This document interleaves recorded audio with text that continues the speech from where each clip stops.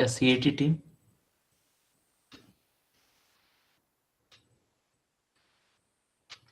Hello. Yes, sir. Okay, now we can start.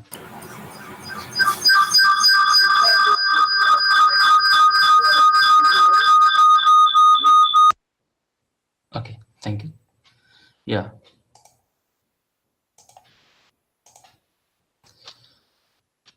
Good evening, all the participants who are all participating in this training program, training of farmers and entrepreneurs under Agribusiness Incubation Center, IIT Kharagpur.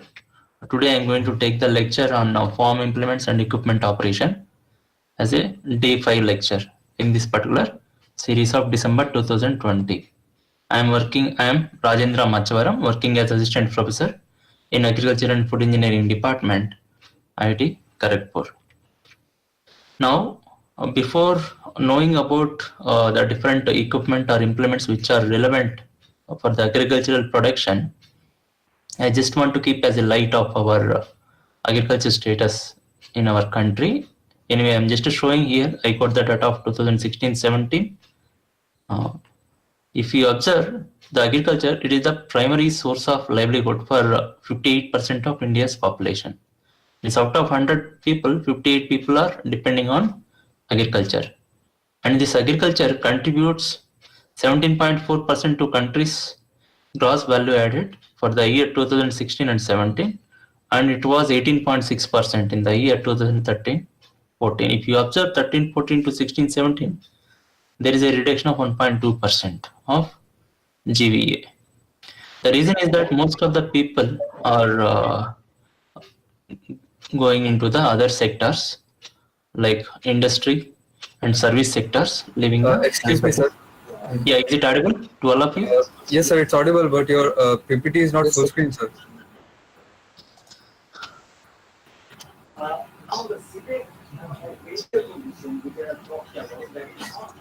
Is it visible yes, to sir. all of you now? Yes, sir, it's okay now. It's okay now. Okay, yeah. See, I've just discussed about our agriculture status. In 2016 and 17, our gross value added value is 17.4%. In the year 2013-14, it was 18.6%. There is a reduction from 2013-14 to 16-17 of 1.2%. If you see the production scenario of the year 2016 and 17, that in a geographical area is same even now, that is 328.7 million hectares. In that, the gross cropped area is 198.4 million hectares. The net irrigated area is 68.4 million hectares. You can observe that even though we have the cropped area, only the irrigated area comes to be 68.4 million hectares. The food grain production in that year is 134.67 million tons. In that, the rice production is 110.15 million tons. If you observe the productivity, the value is 2,550 kg per hectare. In 1 hectare, we can get 2.55 tons of paddy. Now, the average land holding of the farmers, if you observe, it is for the country's average, it is the value is 1.15 hectares. And the farm power availability is 2.025 kilowatt per hectare. In 1 hectare, we have a power of 2.025 kilowatt. The daily wages, if you observe as per the 2015-16 data, for a male it is 281 rupees per day, the male agriculture worker, and for the female agriculture worker, the value is 218 rupees per day. In the same year, if you observe in terms of tractors and power tillers, these are all the main power sources in the field. The main basic first power source is the human, animal, then after that the mechanical power. The engines are there, and we have tractors and power tillers also if we consider in terms of agricultural mechanization. In that year, 5,71,249 tractors were sold and 48,882 power tillers were sold in our country.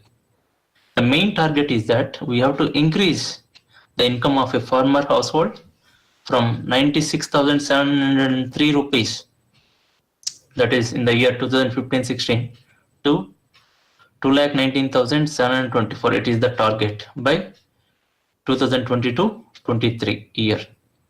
How we can improve this one? That as we have observed, most of the people are going into the other sectors like industry and service sector, leaving the agriculture sector. And by way of mechanization, we can able to improve. How we can able to improve? I'm just going the light in the next few slides. You can observe that.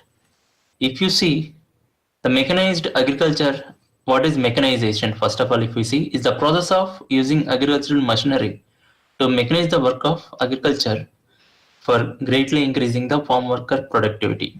Suppose one person can able to produce X amount of thing, we have to increase that. How we can increase that? By using a agriculture machinery. Means the machine can able to assist a farmer in increasing the productivity. Productivity means how much work he can able to do per day, we can able to improve further. If you see the different countries, the agricultural gross domestic production percentage and level of mechanization, United States of America, it has the agriculture GDP 1% and mechanization is 95%. And Western Europe less than 5% is GDP and 95% is the level of mechanization. Russia 80% is the level of mechanization and 4% is the contribution to GDP from agriculture sector. China 48% is the level of mechanization and 10% is the agriculture or distribution, gross domestic production. India, it is now in the place of 6th place in terms of level of mechanization. It is only the 40% and agriculture GDP is contributing 14%. See, these countries, they have the service and the industrial sector also, but our country, most of the 58% of people, as I have indicated, that they are depending on agriculture sector. It does not mean that leave the agriculture sector and go to the service and industry sector. But if we can able to couple the agriculture sector with the industry and service sector, we can increase our gross domestic production. How we can couple? The reason is that the agriculture, it requires the manpower and it also requires the machines. Machines means it is going under the industrial sector. Once the industrial sector, if we develop, the machines are there, we have to design and develop, fabricate, and now during this process, the service sector, the service also is required. Thereby, the service sector is also increasing. That means in our country, the agriculture sector can able to influence both industrial sector as well as the service sector. With that, we can able to increase our GDP value of our country. If we see the palm power versus productivity I have showed for the previous slide, here I just compared what is the power availability and what is the productivity. Power availability I have given in terms of kilowatt per hectare. In 1 hectare, how much power it is available in kilowatt, and productivity wise per hectare, how many tons we can able to produce.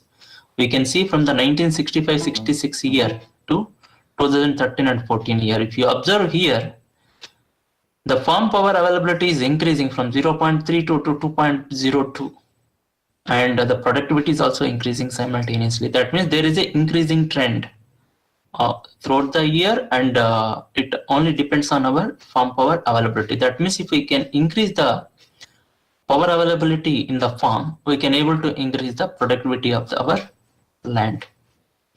Now, if you observe the agricultural workers, in 1991, 59.1% are depending on agriculture, and 2001, 58.2%, and at 11, 54.6. See, it is diminishing, reducing year by year. And 2020, it was forecasted in that year as 40.6%, and 2050, only 25.7% of the population may depending on agriculture or the agriculture workers availability. That means as the more number of people are moving away, it is not mean that they are going away from the agriculture, they are not showing the interest to do the agricultural operations. Why they are not showing the interest means the operations are very hectic and more drudgery, means the physical work is more to do these tasks. And that is why our manpower availability is also getting reduced year by year. We can able to support this one by increasing the mechanization level of the agricultural production. Means we have to keep more machines for producing the food. The food security is important. Now, if we see the extent of mechanization at various levels of our production value chain, soil working and seedbed preparation. Suppose for doing the soil bed preparation part, 40% of mechanization is going into this particular task. And for seeding and planting, 29% is required. And for irrigation, 37%, and plant protection, 34% is required. And harvesting and threshing, it is taking more contribution, about 60 to 70% is required. And wheat and rice is even less than 5%. If this is the for rice and wheat, even for others, it is less than 5% for the other crops. This is the entire the mechanization required for each and every operation in terms of percentage. With that, we can strongly say that yes, there is a need of using agriculture machines for agricultural productions. Earlier days, we have a lot of manpower, and there was a fear that if we go for a machine, then we cannot able to support the people who are all working in the agriculture. That means it was there that we are snatching the work of the agricultural workers. It is not mean that the main aim of agriculture mechanization is that to reduce their workload or to reduce the drudgery of agriculture workers. Thereby, we can increase our cultivation area and we can get the more production. Thereby, we are contributing to our GDP of our country. Now, good that yes, agriculture mechanization is very important part, but it is also having, I'm just focusing both the points over here, it has some advantages as well as some disadvantages. The advantages, if we consider, there is a time saving, 15 to 20% we can save the time. Suppose if we go with without mechanization, whatever the time is required in that, we can able to save around 15 to 20% time will be saved. And the second thing is the crop intensity. Yes, we can increase the intensity of the crop. Suppose the mechanization, the operations are happening very quickly, we can go for the again another cultivation. Thereby we can increase the intensity of the crop in the field. Productivity. Yes, there is a increase in the productivity, 30 to 40% increase is there in the productivity. Input cost, yes, there is a reduction in the input cost about 10 to 20%. These are all the very good things. We can able to see that yes, with the use of machines in the field, we can able to achieve reducing the time, increasing the intensity of the crop, increasing the productivity in the field, and even saving the cost of production. Now, the disadvantages, if we see, in our country, our land is very small and it is a fragmented or scattered land. Thereby, whenever the implement or machine, if you want to use that one, it cannot able to work efficiently in the field because the land is very small. It could not able to take a proper space to make it turn. That is the problem in terms of the mechanization in our fields. Now, the cost of equipment. Yes, the initial cost is very high. The farmers, they cannot able to afford at a time to purchase all the machines. This is one, the disadvantage of the use of machines. The main important disadvantage is the lack of knowledge. The people miss the agriculturists. They're all, I'm not saying that they're all literate, they're all illiterate, I cannot say they are all literate, but there is a literacy is required how we can use the machines and how effectively or efficiently we can use them for the production. That lack of knowledge is one particular cons of this particular agricultural mechanization. The fourth one is the shortage of fuel. There is the fuels are depleting the day by day. The cost of petrol and diesel, they are increasing. And mechanization means there is a power source, engine is there, it consumes more fuel there. That is why there is a problem related to the shortage of fuel. But we can able to overcome all this the disadvantage, like the cost of equipment nowadays. Like we have the lot of options. We can go as a self-help group or a cooperative farming. All farmers, they can come together and they can purchase the machines as a whole, and as a in that particular group, whenever it is required, they can use them. Such type of opportunities are also available, and even the government is also supporting such type of cooperative farming. And land size, yes, if we plan properly the cultivation of the land, we can go. It is like earlier it was like a fragmented. Reason is that for doing irrigation, we used to go for the flood irrigation. Because of that, the land is fragmented small, and the water is given to that.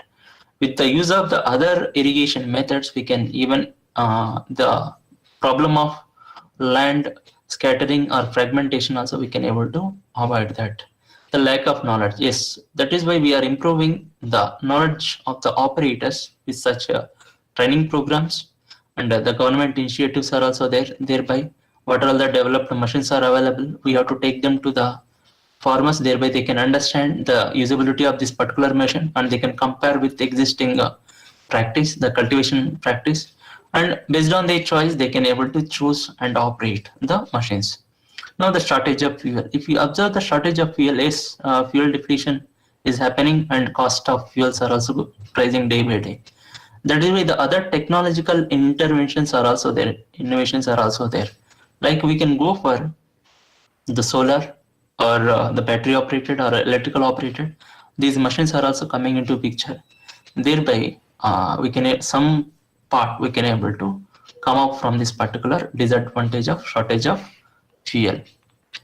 Now, with this particular concept, what are all the different machines are available in agriculture, a value chain, I'm going to discuss now. If you see, the starting with the first one is seedbed preparation. For making a soil which can be used for the cultivation of different crops, we need to have certain agriculture machines. There it is listed as tractors are required. Is this is the main power source, the tractor. We can use this tractor for tillage operations. Again, the tillage operations like plowing, harrowing, leveling, all these operations are also there in the seedbed preparation. Now we have levelers and plows, dozers. When if it is unutilized land, we have to go for the dozers also for making the particular land which can be used for production, agricultural production. The second operation is that sowing and planting. Here we have the drills. Drill means the seed drill is there, seeder, planter, dibbler.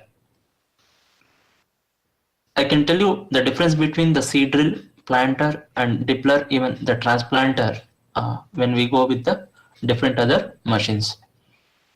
After this particular sowing and planting, we have the operation called weeding or intercultural plant protection operation. Under this, we have to use the harrow, tiller, sprayer, and dusters. All these implements are listed under this category. Thereby, we can remove the weeds, the unwanted plant in the crop. Intercultural operations or intercultivation. Here, whenever we want to open the soil, thereby the aeration will be there, and we can increase the water retention capacity. All those such important operations we can conduct under intercultural operations or intercultivation. Then the plant protection. Once the crop grows, after making the seedbed preparation, sowing the seed, now the crop is growing. And during this crop growth, there is a problem, as we have seen in the previous classes also, like the insect and pest attack is more during the crop growth. For controlling that one, we have the sprayers, and even though we have the dusters. The sprayer, directly we can use the liquid pesticides or liquid insecticides, and dusters we have the powder form of the insect and pest control powders. There we can use with the help of the dusters. Now, after growing the crop, we have the harvesting and threshing category. Under that, we have the harvesters, threshers, diggers, and reapers. Harvester means cutting the crop from the field is harvesting. Threshing, separating the grains, like we have the cereal crops like paddy, wheat, and all. We have to separate the grains away from the stack. That process is the threshing. And some crops, the operation is like digging. For example, the groundnut.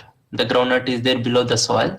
There we need to dig the crop out. That is why we have the diggers are also available. And reapers. In this reapers, we are just cutting the crop and laying the crop onto the ground. Thereby, it is exposed to the sun, and we can reduce the moisture content. That is the important operation. The reaper, even for paddy also, we are just cutting the crop and keeping that one as a lay. Means we are laying on to the field layer by layer. Thereby, it can be exposed to the sun. This is the category. Then after that, we have the next category is post harvest and agro processing. Anyway, the food processing aspects will come in between the production and processing.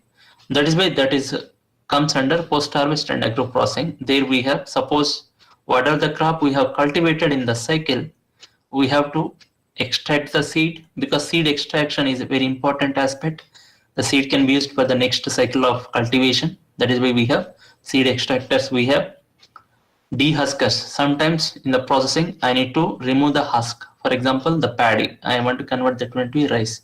Remove the outer layer of the paddy, that is the dehusker. And we have huller and dehuller. These things also we can, the hull, suppose the pods and all, we are just separating that one and we are taking the grain. For example, the groundnut dehuller we have, thereby we can get the groundnut kernels out from that particular crop. We have to clean and we have to grade. These are all the different operations under post harvest. Once these operations are over, then it is again going for either as a seed to the next cycle, or it is used as a consumption by the users with other processing operations. Now for the entire operations, we have a list of equipment and what is their annual market size, and when it was estimated, it was given as per the year wise. The tractors, there is a market of 6 lakhs to 7 lakh, as I showed earlier in 2015-16, 5 lakh 50,000 some tractors were sold in the country, 5 lakh plus tractors. It is keep on increasing. That is why the market is there 6 lakhs to 7 lakh. The threshers 1 lakh, rotavator 60,000 to 80,000, power tiller 50,000 to 60,000, zero till seed drills 25,000 to 30,000, the power weeder 25,000, combine harvester 4,000 to 5,000 units. There is a market size for that. Then self-propelled vertical conveyor reaper. This is the paddy harvesters, the reaper. We have 4,000 to 5,000. The market size is there. And laser land leveler 3,000 to 4,000. Rice transplanter 1,500 to 1,600. Multi-crop planters we have 1,000 to 2,000. It was estimated in the year 2014. This is the annual market size. Now, with this, I am just showing the different operations of the implements one by one. Whenever we have a land with us and it is the barren land, initially I want to go for a cultivation. For this particular cultivation, I just have to first, I can recommend we can go with the subsoiler.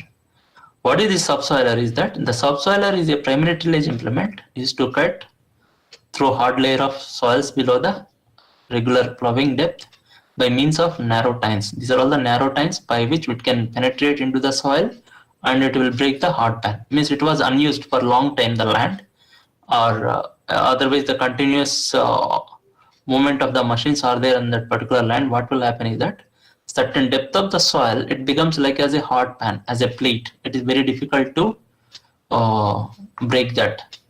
If it is there, we can see that on the top of the surface we have a soil and we can cultivate the crop. But the crop root cannot able to come much below the soil, means it cannot able to enter into the soil. And because of that, the pan is restricting only the crop growth. It can able to take the nutrients and all, only the upper surface of the soil. That leads to the reduction in the productivity. To avoid that one, we have this particular implement called as subsoiler. What it can do is that it can break that hard pan, the hard layer of the soil. Thereby, we can able to allow the crop to grow deeper, and the crop can able to take the nutrients from the soil and it can sustain for his life and give a good productivity or product. Now, in this subsoiler, I have listed the different parts of this particular subsoiler. if you see, the main element is the soil or shale, the part which is penetrating into the soil, and that is attached to the second part, that is the shank, or it is also called as the standard. The shank shovel are mounted together, and that is again mounted onto the your frame. Number 3 is the frame. And for this, even for fixing this one, we have also as a toolbar, and we have the hitching unit. The hitching unit is that it is a implement. This implement we can able to couple to the power source. Our power source is the tractor. If we couple the implement to the power source is dragging this one, and its aim is that to just penetrate into the soil and go along with the power source, thereby it can run onto the field. Now this particular implement in the market, if we observe, we have a first as a single row, 2 row, 3 row. These are all the number of rows of subsoilers are available.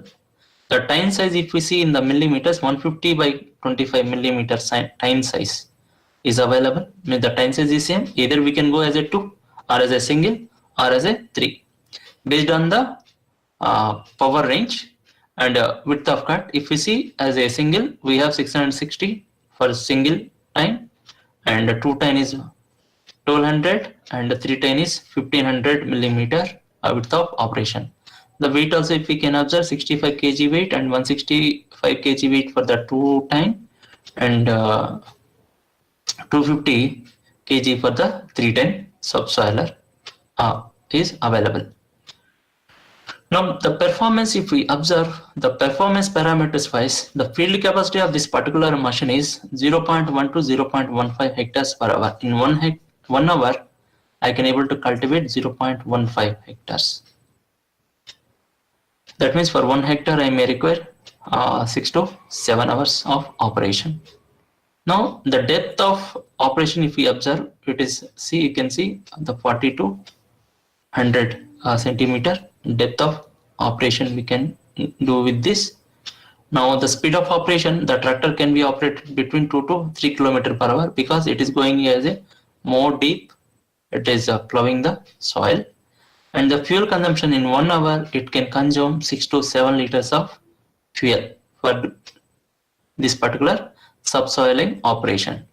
Anyway, if we observe the manufacturer, Tractors and Farm Equipment Limited TFE, they are just having this subsoiler. Whatever the price and the details are given, it is only for reference, and the price may also vary from location to location. But as a rough estimate, I have just indicated over here as 20,000 to 60,000 with GST. This particular the subsoiler is available in the market. Whatever I just indicated over here, it is the market price. It is again a dynamic part. Just keep this thing into the mind. I am just showing the operation of this particular subsoiler now. See, it can able to do as a single row operation. It is penetrating into the soil, as I have given the depth between 40 to 100 centimeter. If the depth is more, the more power is required to drag the implement into the soil. And it is mostly used for breaking the hot pan.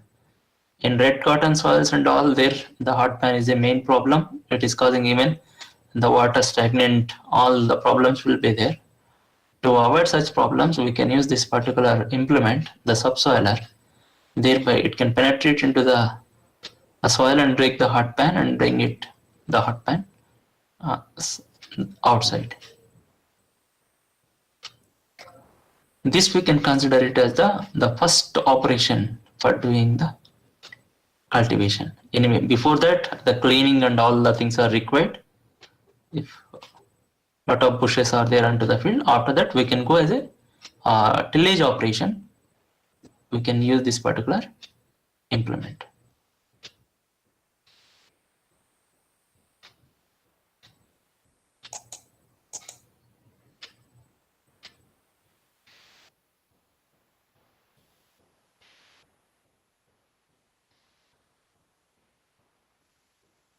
You can observe here the shovel and the shank, the frame, the 3-point system that is connected to the tractor. the hitch system, the connection point is the hitch system between the implement and the tractor. Or having a more penetration, sometimes the dead weight is kept onto the implement, thereby it can penetrate in more depth. This is the operation of the first implement, that is subsoiler. Now the second implement is moldboard plow. I'll just show that. Here I have taken pair Agro King. Their implement I have considered to demonstrate over here. If you observe this particular implement, this is the again the primary tillage implement, farm implement used for primary tillage. The previous implement, it is breaking the hard pan of the soil, and what this implement is doing is that it will penetrate into the soil after the previous operation, and it will invert the soil. That means it can also make as a furrow. This implement name is called as MB plow. M for mold, board, B for board. There is a board as a plank board. It is molded with certain curvature. That is why this implement is called as moldboard plow. And this moldboard plow, because of this curvature, when the unit, the implement, this unit is called as the shear. Whenever it is just penetrating into the soil, it will take the soil up, then after that it will invert. That means here two operations are happening simultaneously.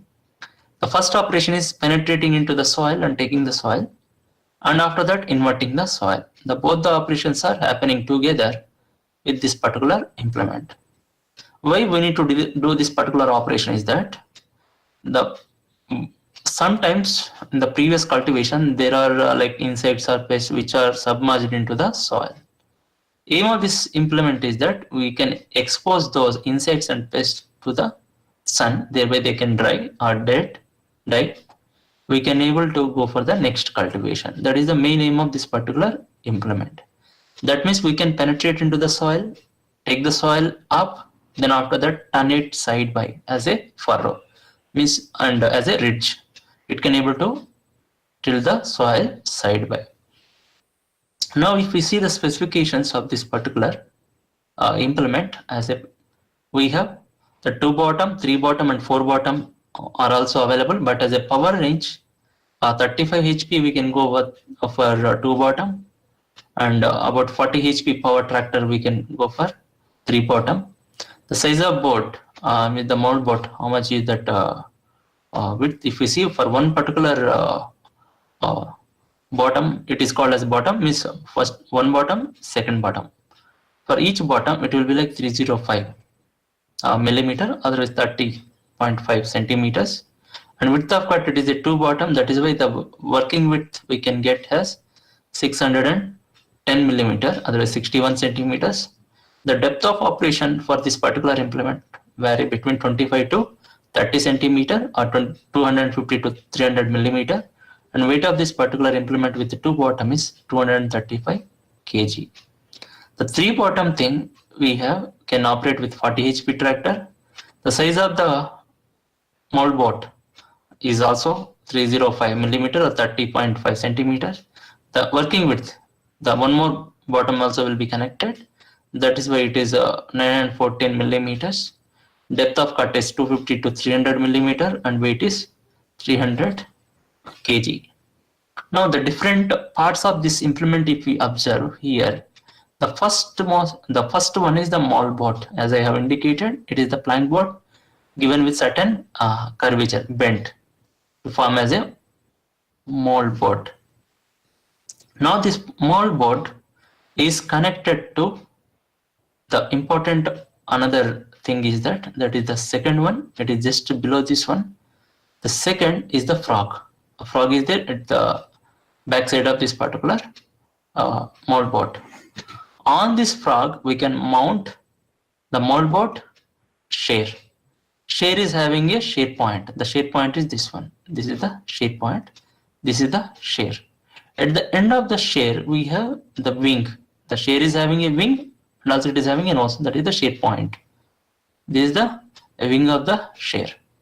Now this is this side, and the other side, number 6, the thing is the gunnel 6, and the gunnel is again supported with the land side, the 7. Land side is whatever you can see in the red color, and gunnel is the black color part, the just fronter. This is the gunnel, and this one is the land side. These are all mounted onto the frog, and that frog is connected to your shank. This shank again it is mounted onto the beam or frame. Now, as we have the previous implement, here also we have a hitching, the connection point, by which we can able to connect to the tractor, the power source. The hitching point that is connected with the frame is having the beams, and for each part, for each beam we have the shank. On the shank we have the frog. On the frog we have mounted our mold boat, shear point, tunnel, and land side. Anyway, the shear is having the end point as wing of the shear. Now here the shear, it is very sharpened bar which can penetrate into the soil, but it will be very useful in penetrating into the soil. After penetrating the side of this particular shear, it will just cut the soil with a shear cut, and it will take the soil up. The soil will be moving onto the upper side when the implement is moving. Now the entire soil will be taken along the mold boat surface, on this particular surface. Then later on it will be allowed to fall down. That is why thereby the soil is inverted, means the soil is flipped, or the bottom surface is exposed to the top, to the sunlight. Now if I use this particular implement, I can operate at a field capacity of 0.22 to 0.3 hectare per hour. Means in 1 hour I can go 0.25 to 0.3 hectares. That means in 4 hours are required to cultivate 1 hectare. The fuel consumption, it is there 4 to 6 liters per hour. In terms of hectares, it is 0.04 hectares. With 1 liter we can able to operate. Now the speed of operation, we can go at a speed of 3 to 5 kilometer per hour. Anyway, I have given some manufacturer wherever I can able to find their details. I have given their price also over here. Approximately we can get this 26,775 rupees they have indicated. It will be little plus or minus or 10% will be, you can consider. Now you can see the operation. See here. Now it is with the previous cultivation, it is the cultivated crop. That is why it is our subsoiler was not used. It is now fresh directly. The operation is happening with mold board plow. You can observe the different components over here. This is the shank, this is the frog at the bottom. On that we have the shear, gunnel, and the land side, this side. The other side we have mold board. Now you can observe here, this is the shear. You can observe the shear point is penetrated into the soil. It is just digging the soil and turning it to the one side. Thereby the bottom layer will be exposed to the sunlight for the next cultivation, next crop period.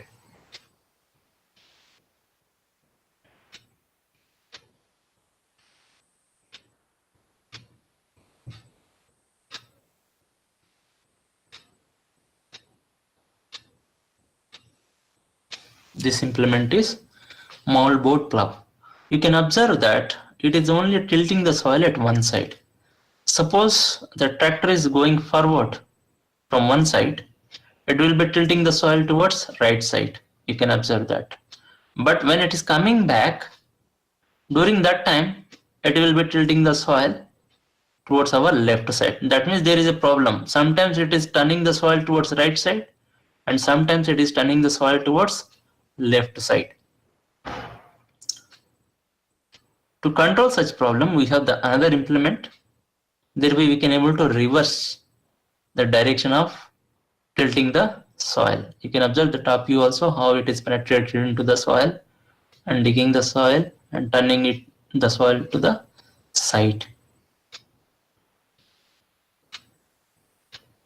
Anyway, I have taken this one from Pair Agro King.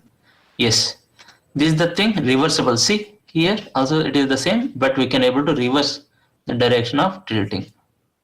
I'll come to this.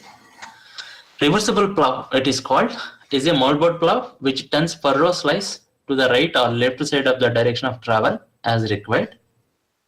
It is specifically used in irrigated land since it does not have or leave any back or dead furrows. Back furrow or dead furrow. Sometimes when it is opening the soil and tilting towards right side, the previous land will be there as it is. That is called as our dead furrow. Now, when we just come to the other side and tilting the soil to the other side, means already one furrow is there. Onto that, the another furrow, the another soil is falling up. That is called as the back furrow. Such problems will be there in the normal rigid moldboard plows. To avoid such problem, we have this reversible moldboard plow or reversible plow. It is also having the similar components. The first point is the shear. The number one, we have the shear to penetrate into the soil. Now, along the length, we have the wing of the here. This is the shear. At the end, we have the wing of the shear. And this is our moldboard, and that is connected to the shank or standard. This is also called as. Now the entire thing is mounted onto the frame. Now this frame is again controlled here with the help of a hydraulic cylinder, because I need to change the direction. Either I can use these two plows in one direction, the other direction I can go to the other two plows. They are kept onto the exposed to the top. Whenever we need to go for the next one, I can keep these two things in operation. In one operation, these two people are active. In another operation, these two people are active. Thereby, I can able to change their time schedule with the help of a hydraulic cylinder. Hydraulic cylinder, it is the hydraulic power, which is also available from the tractor. Directly, we can take, like we can lift the our hydraulic trailer. We can load or unload. The similar way, we can able to use this particular hydraulic cylinder to change or shift the time schedule or change the operation of this particular moldboard. This is the hydraulic cylinder. All these things are mounted onto the frame. Now the entire thing is also connected with the tractor with the help of our hitch unit. The 3-point hitch system is also there. The seventh one is the hydraulic pipe that directly we can connect to the outlet, the auxiliary outlet of the hydraulic system of a tractor. Now this reversible plow, if we see the specifications in market, we have the number of bottoms or boards on each side. We have either 2 or 3. If it is 2, we have to go more than 45 HP tractor we need to go. If it is 3, we have to go for more than 65 horsepower tractor. Width of cut, it is 2, that is with 610, 3 boards are there in operation, then it is 905 millimeter is the width of cut. The depth of cut, it can operate at a depth of, it is 305 is each bottom, not the depth of cut. It is for each bottom, it will be like 305 millimeter. But anyway, in the depth of operation, we can operate as given in the moldboard plow also. Like we can do this operation as per the moldboard plow. The depth of cut we can go as a 25 to 30 centimeter operating depth. Now the weight of the implement 285 kg if it is a 2 bottom, and 360 kg if it is a 3 bottom. The field capacity, if we observe, in 1 hour we can able to cover 0.25 hectares. That means 4 hours are required to complete 1 hectare. Field efficiency, 80% efficiency we can get. And the speed of operation, the tractor should be operated at a speed of 3 to 4 km per hour. And fuel consumed for during this operation is 6 to 7 liters of fuel will be consumed during this particular operation. In tractors and farm equipment, Chennai, we have this particular implement also. its cost is 70,000 to 75,000 with GST. You can observe the operation. See, we can able to tilt the motherboard flow. It is not only this particular manufacturer, but what are the costs I have indicated given by this particular manufacturer. We have the different manufacturers you can choose. Here you can observe the 3 bottom are there. They are in operation at a time. Whatever the diagram I am showing here, only 2 bottoms are there. Now you can observe during when the tractor is going forward direction, it is tilting the soil towards right side.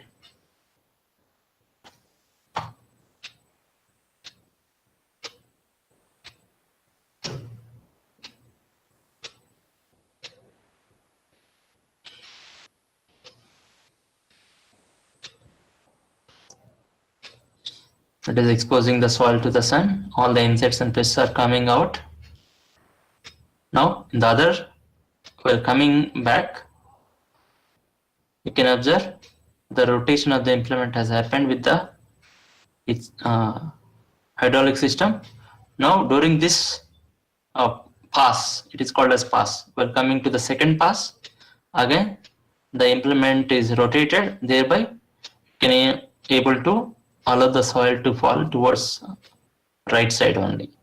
Thereby we can avoid dead furrow and back furrow problem with the which is happening due the use of a rigid 10 motherboard plow. It is a 3 bottom, that is why more than 65 HP tractor is used during this particular operation.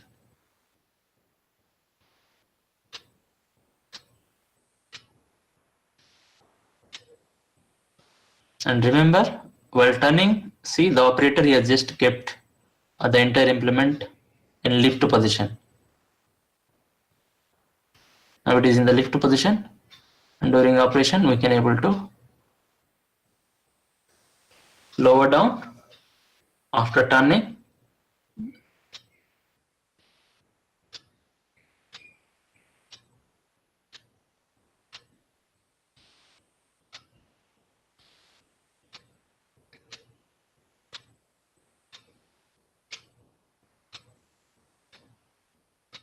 You can observe here, it is just allowing the soil to fall. Now during this side, it is falling towards the right side. Otherwise, the left side of the operator.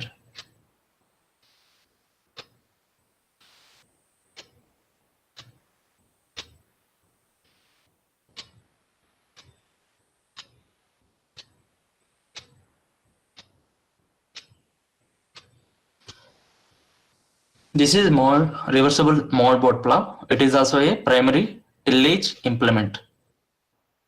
The tillage operations are subdivided into 2 categories, the primary and secondary. Whatever I am showing you, these are all the primary tillage implements. Now I will show you the secondary tillage implements also after a few slides.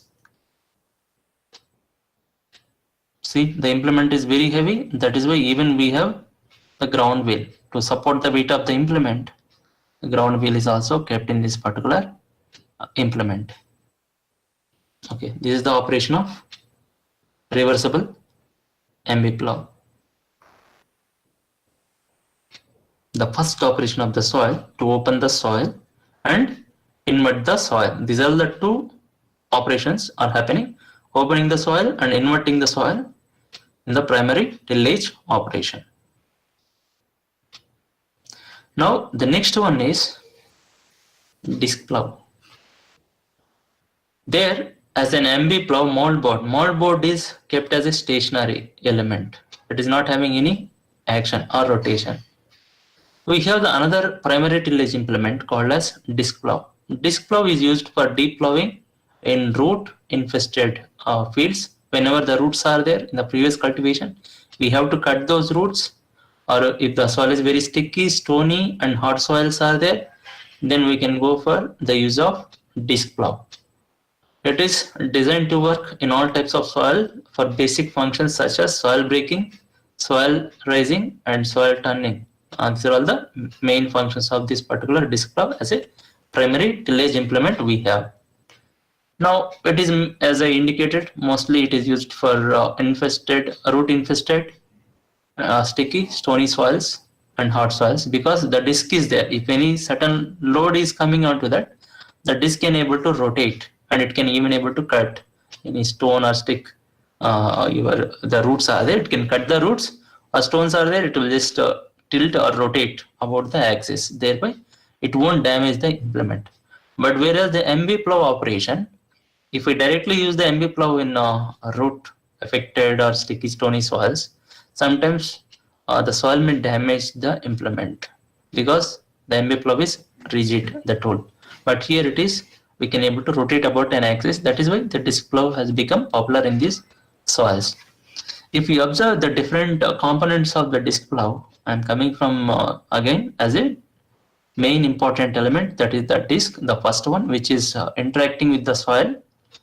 This disc is mounted individually onto individual standard. This is the standard. Now the entire standard is mounted onto the frame. We have the disc is mounted onto the standard, individual standards. Here it is 3 discs are there. It is also called as 3 bottom disc plow. All these 3 standards are mounted onto the frame. Now this frame again is connected with the tractor with a 3-point hitch. Hitching system is also welded onto that. Anyway, we have a stand to support this particular implement when it is not connected to the tractor, and we have the one more, the auxiliary unit over here is rear furrow wheel. Whenever once it is just opening the soil, the backside soil, it is not at all in operation. It is not even interacting with the tool, that is the disc. For cutting or for separating that this much width I have cut, we have another auxiliary tool over here, that is rear furrow wheel. This rear furrow wheel separates the soil till which we have done this particular plowing operation. Now the disc plow specifications, if we see, we have, as I indicated, number of discs or number of bottom, we have 2, 3, 4. 2 discs we can go for 30 to 40 HP tractor range, 3 discs more than 40 HP, and 4 discs are there more than 70 HP tractor we can use. Here the important specification of this disc is the disc diameter. Here the disc diameter is 660 millimeters or 66 centimeters. The depth of cut, it can able to operate at a depth of like 10 inch, or here it is 25.4 centimeters or 254 millimeters. In inch system, that is why it is 254 millimeter is shown over here. The weight, if you observe, as a 2 bottom disc plow is having 331 kg, 3 bottom is of 385 kg, and 4 bottom is 495 kg weight range. The implement is available. The performance wise, if we observe, using this particular implement, we can again do the operation at a rate of 0.2 to 0.4 hectares per hour. That means 2.5 hours we can able to complete if we go with 0.4 hectares. 2.5 hours is required for 1 hectare. And if we go with 0.2, then 5 hours is required for operating 1 hectare. Fuel consumption wise, it is consuming again 4 to 5 liters per hour. Per hectare wise, it consumes 0.04. 1 liter can be consumed to operate 0.04 hectares.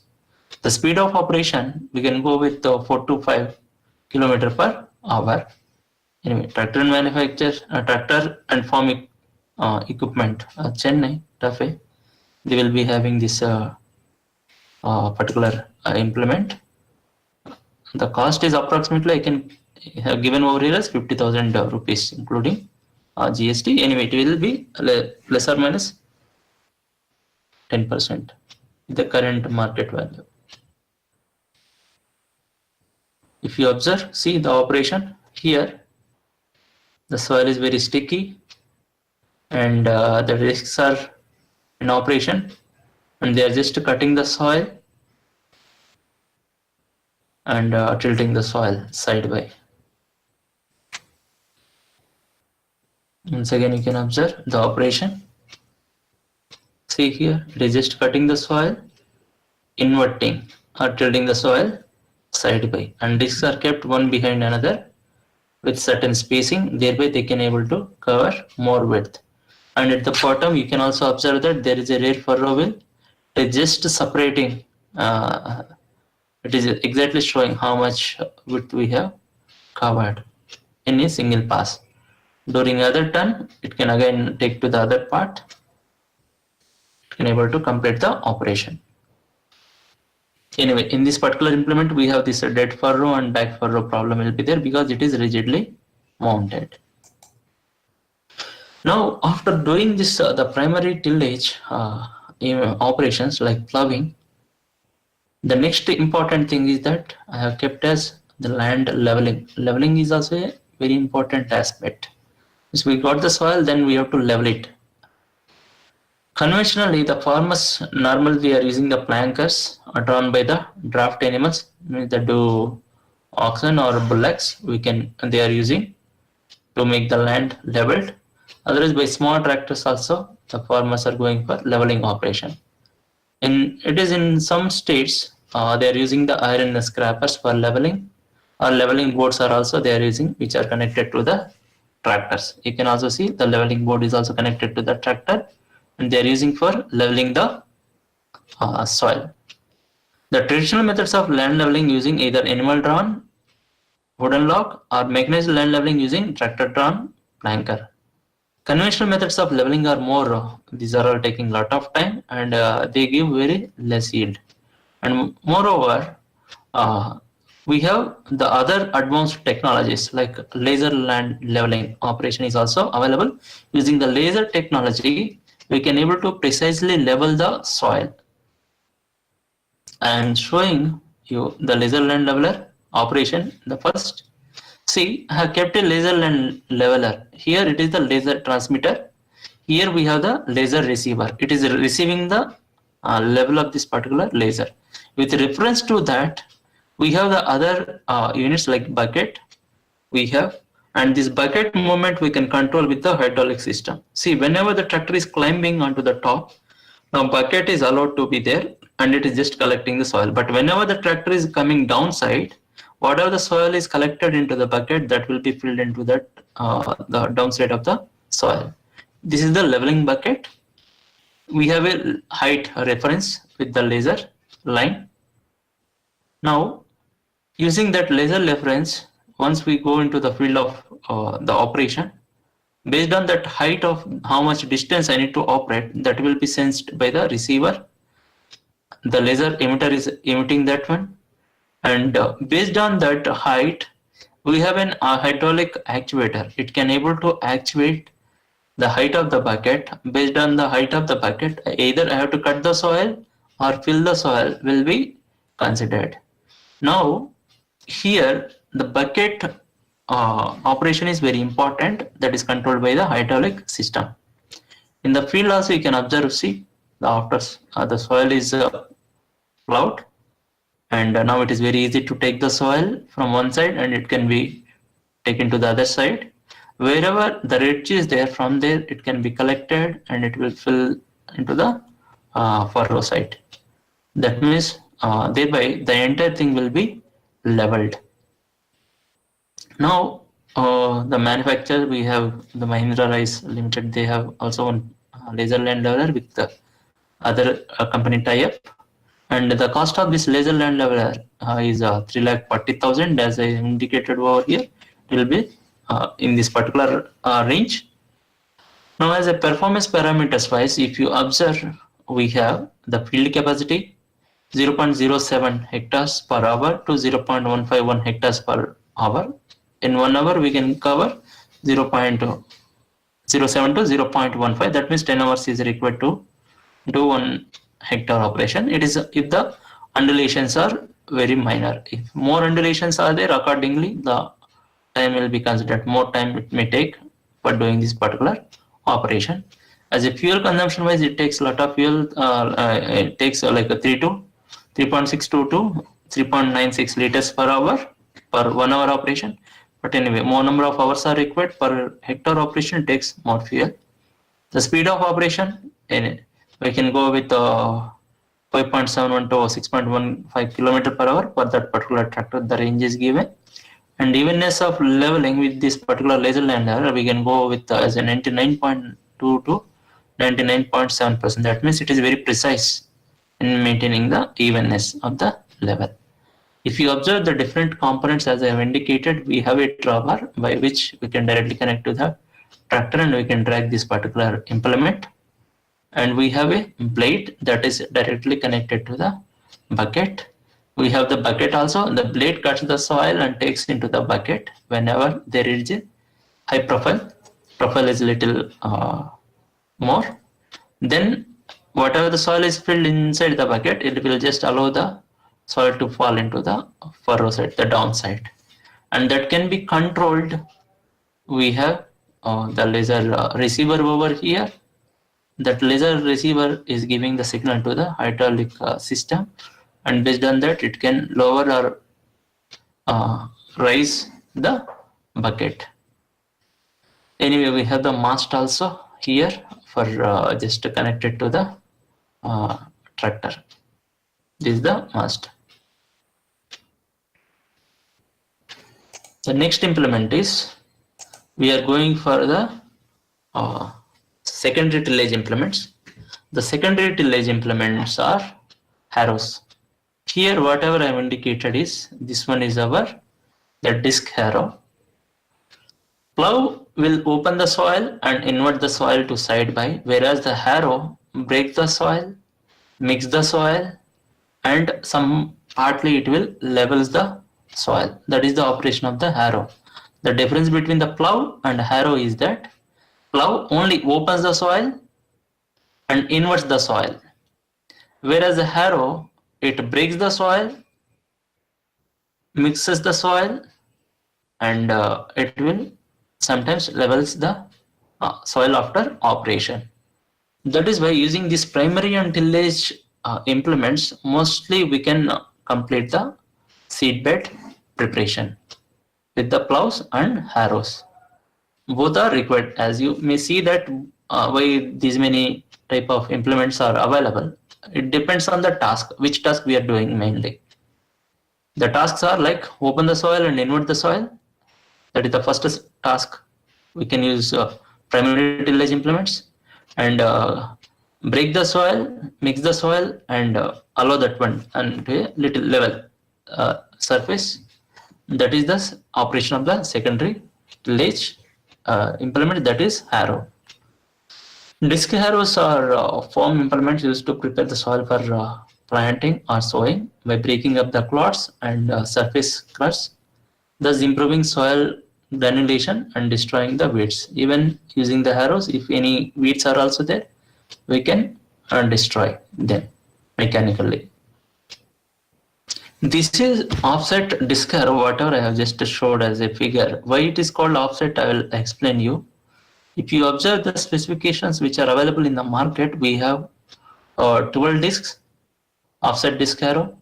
We can go for 30 to 40 HP, 14 disc, 40 to 50 HP, 16 disc, 50 to 60 HP, and 18 disc, we can go with 60 to 70 HP tractor. And working width, if you observe here, the working width of this one is like 1 meter or 1.4 meter, 1.635 meter or 1.852 meters. In terms of millimeter, they are given as 1000 millimeter to 1852 millimeter is the working width of the range of disc harrows. Weight is also varying 390 kg to 575 kg. If we see the different components of this disc harrow, we have the discs. In the previous disc plow, the discs are mounted individually onto a standard or shank. Here, the discs are mounted as on a single shaft. This one is called as the gang shaft, means they are all like as a gang. They are working together. That is why the unit is called as a gang. On the gang shaft, we have the discs are mounted. We have front gang and we have rear gang. If you observe the front gang, the front gang discs are having notches. Notch means there is a cut, and because of this cut, it is first encountering the soil. That is why it can cut the soil with an impact force, and it will allow that one to the next gang of people. Thereby, they can just crush that one and mix it and allow that one to fall onto the backside as a level surface. These are all the different discs mounted onto the gang, and the entire gang is mounted onto the frame. The second one is the frame with the help of the side plates. Now the entire frame is again connected to the tractor with the help of 3-point linkage or 3-point hitch system. Here you can observe again the entire disc gang is here, and here also you can observe the disc, and these two are your two gangs are inclined with certain angle. That is why it is the angle is maintained. That angle is called as the gang angle. This gang angle we can able to change with the help of the distance between these 2 points. By adjusting that, we can able to change the gang angle even by mounting the gangs onto the frame by using the different slots. Here the slots are also given. By mounting at different locations, we can even change the angle of the gang. The gang angle is very important because that defines how much soil should be encountered at a time. Based on if it is more hard, then we have to go with more gang angle. Thereby, only certain portion will be there for encountering. If the soil is very soft, we can reduce the gang angle. There will be more portion of the implement will be in action for doing the operation. Now, the performance parameters wise, we have the field capacity is varying between 0.5 to 0.7 to hectares per hour. Here we have the more field capacity compared to the plowing operation, because this is the secondary operation, takes very less time, and fuel consumption also very less, 1.8 to 2.8 liters per hour. And the speed of operation, we can go at a very high speed like 5 to 6 kilometer per hour speed we can go. And the field efficiency wise, we can get 64 to 82% or 83% using this particular implement. You can observe the operation of this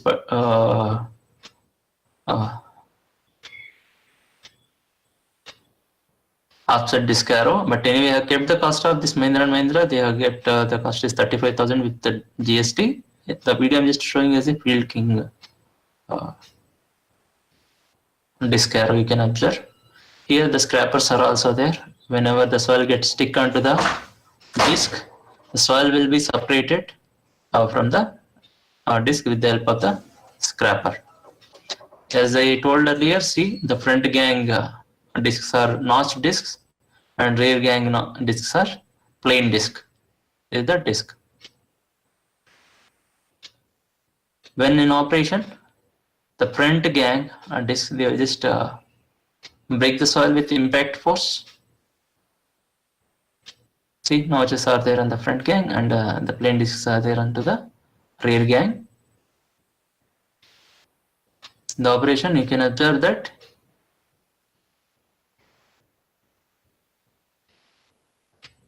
certain width we can cover at a time, and the tractor is going very fast in the field. This operation will be done after the first plowing operation.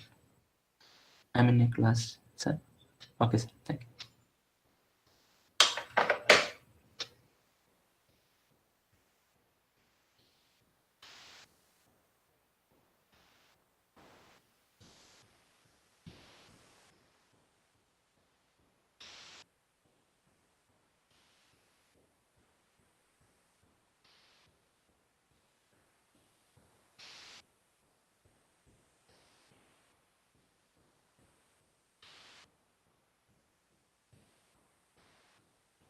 See, we are just doing the operation round and round. There are different pattern of operation.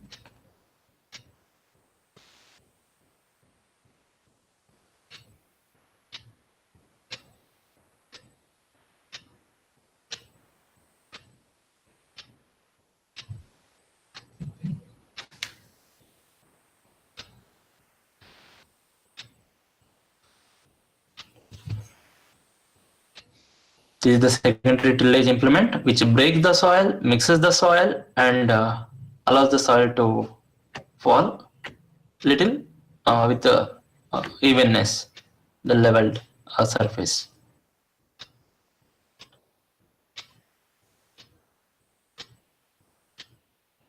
Yeah. Now, most of us we might have seen this implement. Just a minute. Yeah. This is the cultivator. Cultivator, basically it is used for secondary tillage operation. Cultivators are usually either self-propelled or drawn, means attached to the tractor. Either we can use either two-wheel drive tractor or four-wheel drive tractor. The cultivators in the market we can have between 9 to 13 times, and the power range as a minimum we can go with the 35 HP to 60 HP. And width of operation wise, if we can see 2.1 meter to 3 meters width of operation range is also there. And depth of operation here, the depth of operation is very narrow, like 14 to 17 centimeter. It is not 140, 14 to 17 centimeter depth of operation, and weight is 120 to 300 kg weight. The implement is there. Now as a 0.5 HP, 0.35 to 0.5 hectares per hour we can do. That means 2 hours are sufficient to cover entire 1 hectare. The fuel consumption wise here it is consuming 4 to 5 liters per hectare. It is per hectare, and the forward speed is 3 km per hour speed. If you see the different parts of this implement, we have the hitching system. On the hitching system, the entire frame is mounted. Here we have the shanks.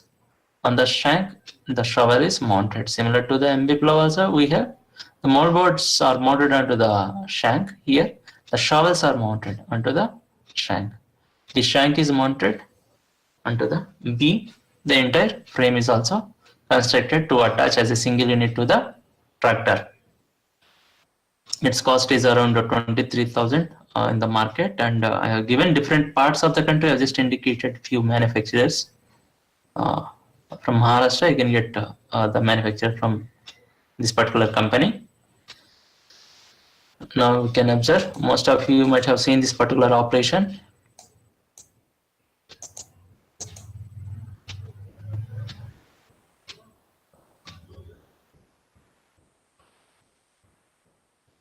It is the important operation how to connect to the tractor. This process is called as hitching. We have a linch pin and linch.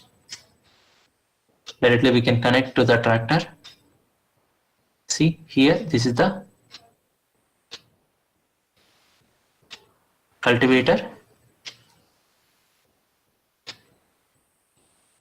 It is penetrating into the soil and doing the secondary tillage operation.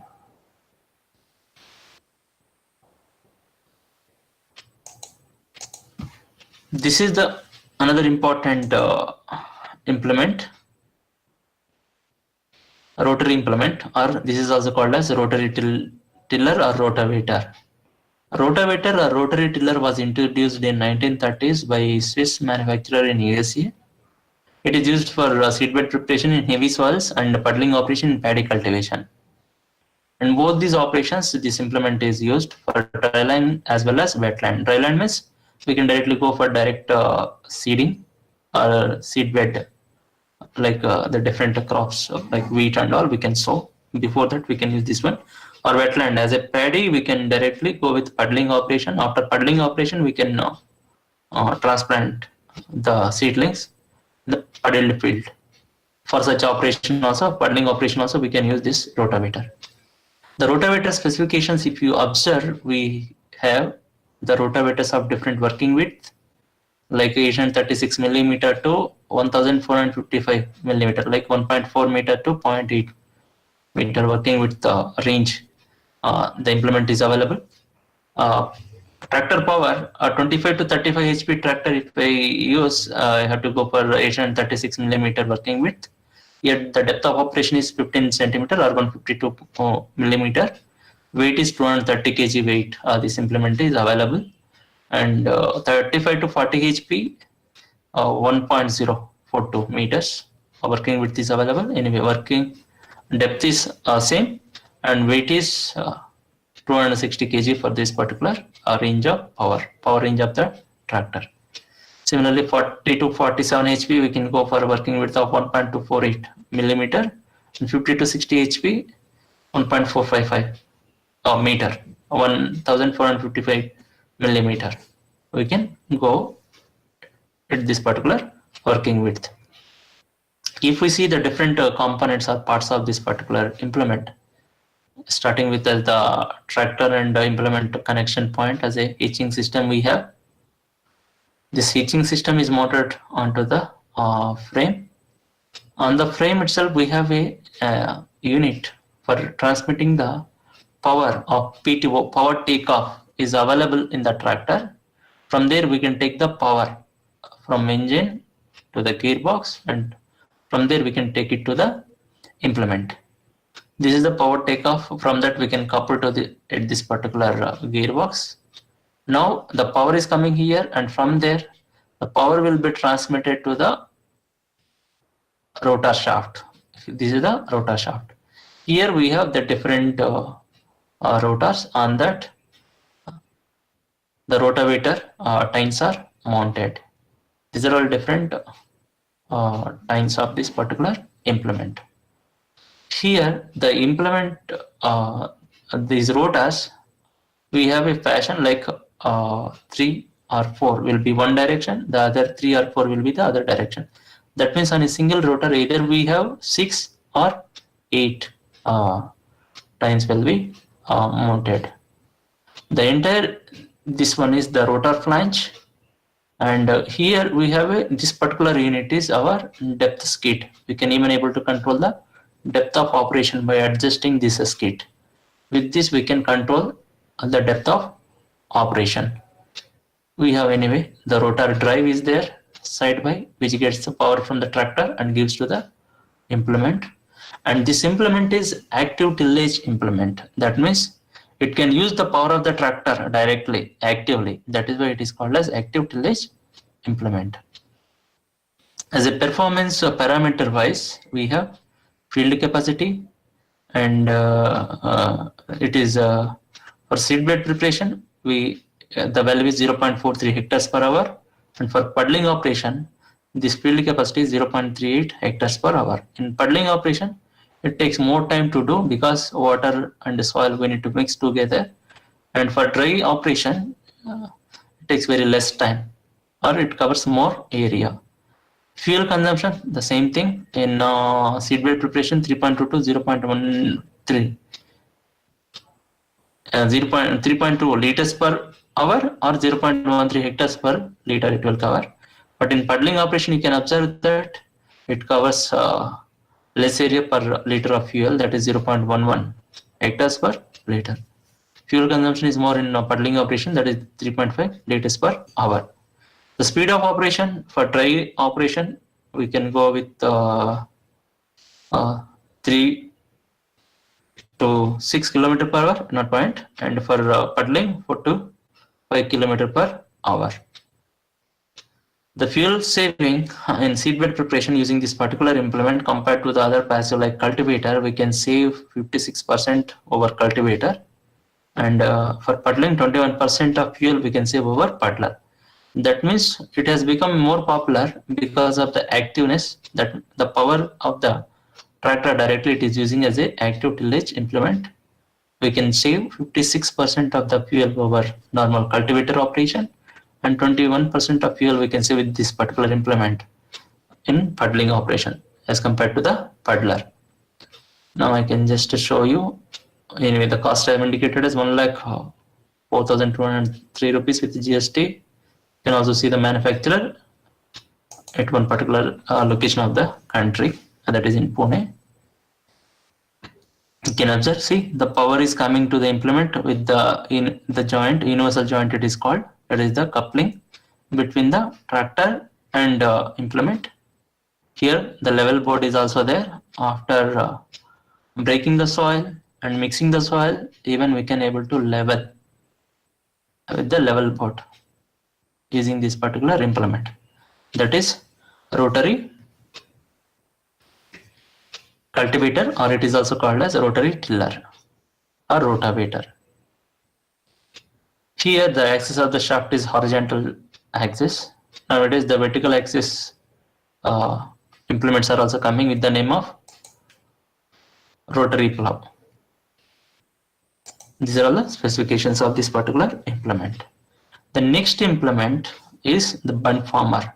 Suppose in the field, after leveling the soil, means with the primary tillage and secondary tillage operations, we have to make as a bund. Bund is very important for paddy cultivation. The paddy crop stays or stay in stagnant water. To keep the water as a stagnant, we have to form as a bund. And for other crops like sugar cane and all, there also as a furrow irrigation is there. For such crops also we have to form as a bund. This is the bund farmer which is available in as a farm implement. Here actually this is for the bund farmer. We can go with the 30 to 35 HP, and the width of the bund farmer is available as 750 millimeter to 1050. That means 0.75 meter to 1.05 meter width it is available. We can form one bund at a time, and weight is 350 kg. The field capacity is 0.3 to 0.4 hectares per hour, and depth of operation is 155 millimeter, otherwise 15 centimeter. The height we can able to operate this particular implement. It is very small implement. Its cost is only 25,000. You can observe the operation. See, it is penetrated into only 15 centimeter depth and taking the soil and making it as a bund. If you observe, the front portion is more space is there compared to the rear side. The width of the bund we can control with the rear side. There are also different holes are provided. Based on that, we can able to change the width of the bund. Here they are given the four holes. That means four variants we can able to get the bunds using this particular implement. This is the sowing equipment. Before going to the sowing equipment, I just want to get your if you have any queries, we can discuss. Then after that, I can go with the sowing operation. Whatever I have showed till now, it is related to the seed bed preparation. Now, if you have any queries, I can discuss with you. Then after that, we can go with the other implements. Yeah, Excuse me, sir. Yes. Sir, ideal gang angle in disc arrow. Hello. Yeah, Hello. Ramesh. Yes, please. Yeah, disc arrow. Ideal gang angle. Ideal gang angle 14 degree. 14 degree. Yes. Okay, sir. It depends on the soil. Yes, As sir. I indicated, if the soil is very hard, only little amount of means only the certain portion of the implement should be in operation. Thereby, the load we can reduce onto the gang. Okay, sir. Thank you, sir. Yeah, any query?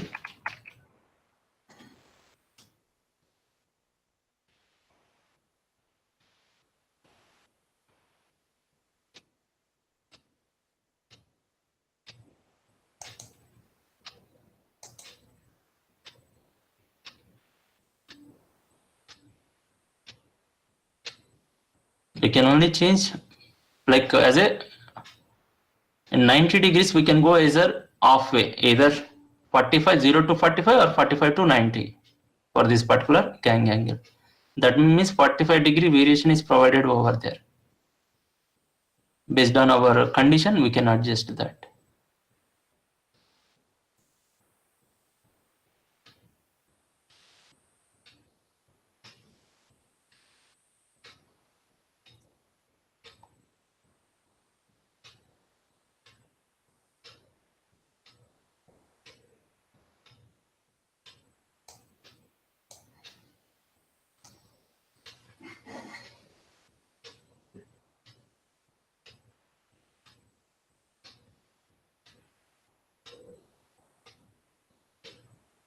Any query from the participant side?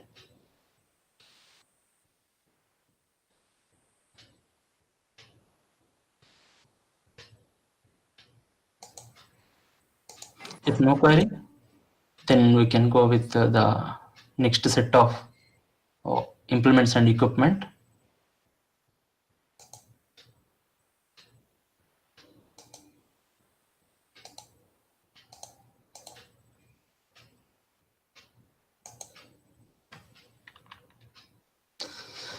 We have done whatever the land we got, we have leveled that and went for primary tillage and secondary tillage operations. After that, we are now ready for sowing. Introducing the seed into the soil for germination. This operation is the sowing operation. We have sowing equipment. It is called as equipment. The previous things are kept as implement. We can implement that particular tool for operation. It is equipped with different other accessories, and that is why it is called as equipment. The other accessories are like for sowing operation. I need to open the soil. Then after that, I need to keep the seed or put the seed into the soil furrow and cover the soil. And sometimes if required, I have to put certain fertilizer also, keep the fertilizer over there and fill the soil.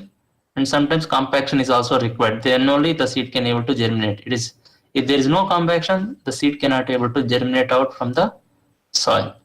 All these operations are done simultaneously with a particular implement. It is equipped with all the other accessories. That is why it is called as equipment. Here the sowing equipment, I have mentioned the first thing as the seed drill. It drills the seed into the soil. The first known European seed drill was attributed to Camillo Torello. Actually, it was patented by the Venetian Senate in 1566. He has kept different individual units for opening the soil and keeping the soil inside that, and keeping the seed inside the soil and filling the soil under the top of the seed. Now it is used to sow the seeds for crop by metering out the individual seeds, positioning them into the soil and covering them with a certain average depth. All these operations are included in the seed drill. The seed drill for 35 HP tractor, the working width is 1.8 meter working width is available, and the depth of operation is 40 millimeter, means 4 centimeter depth we can able to sow the seed. And weight of this equipment is 310 kg. If we see the different components of this particular seed drill, we have the seed box. We can fill the seed inside this box and we can cover. And this seed will be taken by metering unit. Metering is the unit will count, or it will just allow the required amount of seed to fall down from the seed box. Now we have a drive wheel. The drive wheel is very important. It meters based on how much distance it has traveled onto the surface. Based on that, it will deliver the seed. Suppose it has covered 1 meter distance. Based on that, how much seed is required. Accordingly, it can able to allow the seed from the seed box to fall down into the soil. We have the seed tube. These are the seed tubes are connected, and we have the furrow openers. These are all the furrow openers for opening the soil, and the entire equipment is mounted onto the frame, and that frame is connected to the tractor, the power source, with the help of 3-point linkage. Now here the one hidden part is there, that is the seed metering unit. Each individual furrow, here we have a seed metering unit. It meters the seed from the seed box and allow that seed to fall into the soil via seed tube. That means as a person, it counts the number of seeds and it will drop into the soil and covers the soil. And behind we have we can cover the soil after sowing operation. and even we have a compactors also. We can compact the soil. Behind we have the chain type draggers are there. With that we can able to cover the soil, and sometimes even the rollers are also mounted to compact the soil after sowing operation. Now, if we observe as a field capacity, we have 0.47 hectares per hour. In 1 hour, we can cover 0.47. That means it may take 2.5 hour time to cover for the entire 1 hectare. Fuel consumption wise, it consumes 3.66 liters per hectare, 3 to 4 liters per hectare. And speed of operation, we can go with a speed of 3 to 4 kilometer per hour. And the cost of this particular equipment is 34,000. Even the captain, they are also having this particular seed drill. You can observe here, they are showing the smaller variant of the seed drill. It has the seed tube. This is the furrow wheel that is giving a drive to the metering unit. After metering, we can drop the seed onto the each furrow.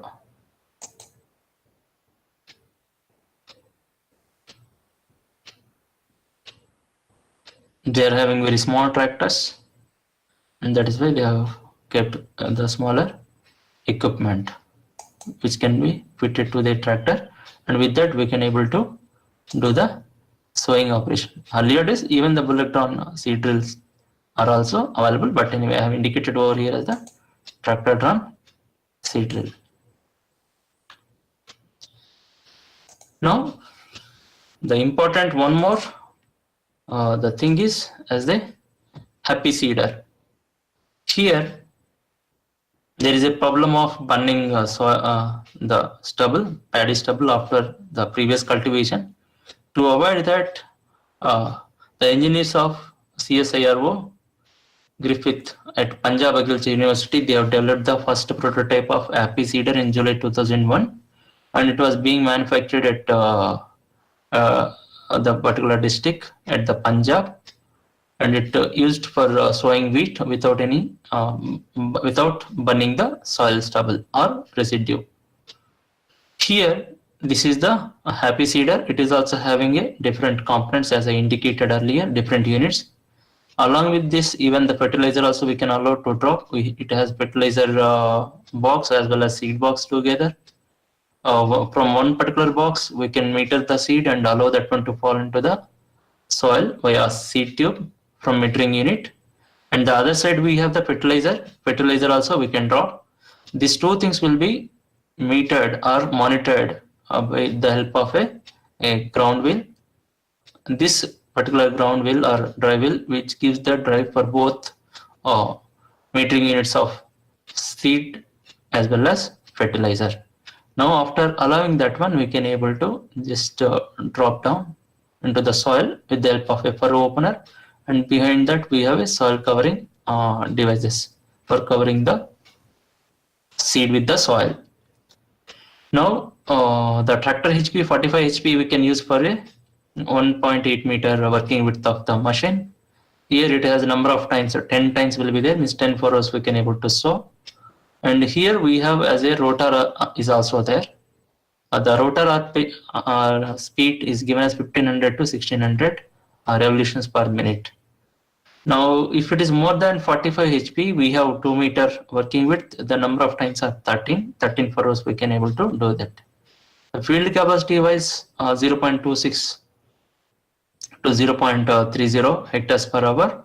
The fuel consumption, it can consume 4.12 to 4.36 liter per hour as a measured value, and it vary between 4 to 5 liters per hour. The speed of operation, we have to operate the tractor at a speed of 2.5 to 3.5 kilometer per hour. We can get a field efficiency of 43.4% with this particular equipment. The reason is that it is operated into the field with crop residue, and that is why the field efficiency is very less. And anyway, we have the happy seeder. Nowadays, super seeder is also there. With that, we can even able to mix the rice stubble into the soil. Then after that, we can sow the wheat seed. Now you can see the operation here. Immediately after the rice cultivation, the farmers are going for sowing wheat in Punjab, and there directly we can use this particular happy seeder, even super seeder. The cost of this machine by Field King they have indicated as 1,04,203 with GST.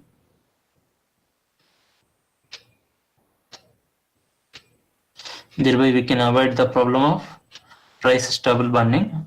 It is also causing the environmental pollution.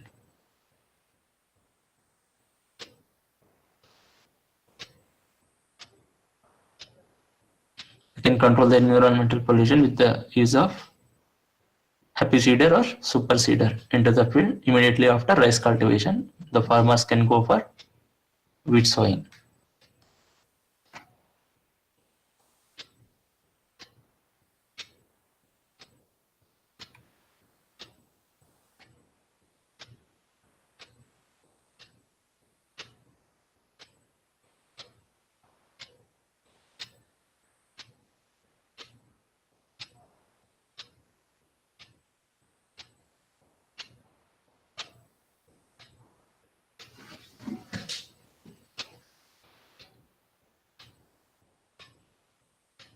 The previous slide we have seen the seeder, and this one is the happy seeder. Without doing any tillage operations, directly the farmers are going for sowing the wheat seed. Sir, I have a query at this point. So without so field preparation is not required.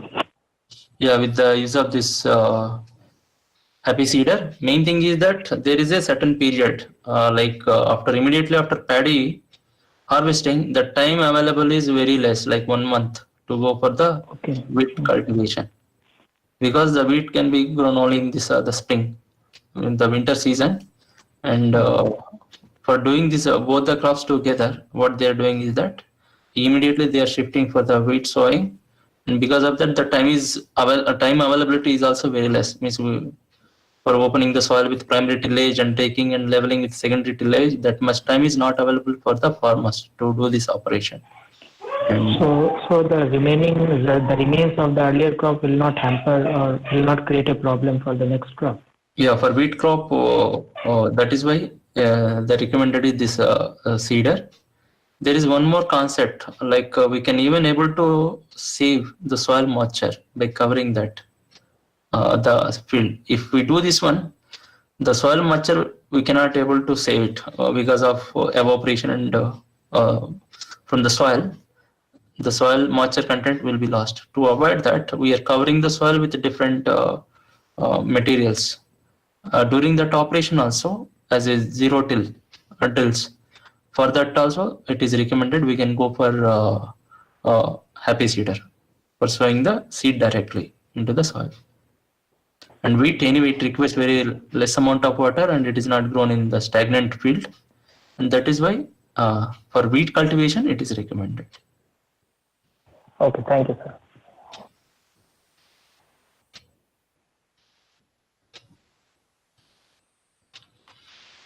Next one, we are just entering into the wet land operation. Means whatever we have seen for dry land means direct sowing into the dry soil. Now the wetland. Wetland means for paddy cultivation, the mixing of soil and water together is required. Why it is required is that, see, if we directly keep the water onto the field over a period of time, what will happen is that the water will penetrate into the soil and there is a infiltration. The process is called as infiltration. Water will enter below the soil surface. This process is vertically downward. This process is called as infiltration. Means we are losing the water. Then how we can save the water into the field? Because our rice crop, it likes or it is very happy with more water. We have to keep water into the rice field. If I allow the water to penetrate into the soil through infiltration, what will happen is that lot of water I need to pump from the wells and I need to allow that one into the field. The thing is that here there is the operation called as puddling. Puddling means churning the water with soil. If I churn soil and water together, what will happen? The heavier particles will settle first, then the lighter particles will settle first later. This process is called as sedimentation. Sedimentation means the allowing the particles to settle down is called as sedimentation. The larger particles are heavier particles like sand. As you have discussed earlier in the previous classes also, the soil texture, we have sand, silt, clay, three types of particles mainly distributed. Here the sand is heavier compared to the silt and clay. Sand will settle first, then later silt and clay based on their size. The clay will suspend more and it takes more time for settling down. Now sand has settled first, later silt, then finally the clay. Clay is very small particle. When it settles, it will form as a layer, means very fine particles layer. Because of this layer, it will arrest the movement of the water from the top surface to the lower surfaces of the soil. Means the infiltration will be arrested. That is the main important operation, that is puddling. With that we can arrest the infiltration of the water into the soil. And most of you have seen in paddy cultivation, it has become as a popular and mostly people are going with this puddling operation, churning the soil with water together to reduce the soil infiltration. As I have given, cage wheels are initially used, means whatever the tractor we have, we can replace the pneumatic wheels, the tires, with the cage wheels. Cage wheels means the metallic wheels. People are using some of the south part of India for puddling operation. Anyway, the previously the bullock drawn puddlers are also there, and we have the rotavator as I have indicated for wetland operation. These are all the different tools are available for puddling operation, or implements are available for puddling operation.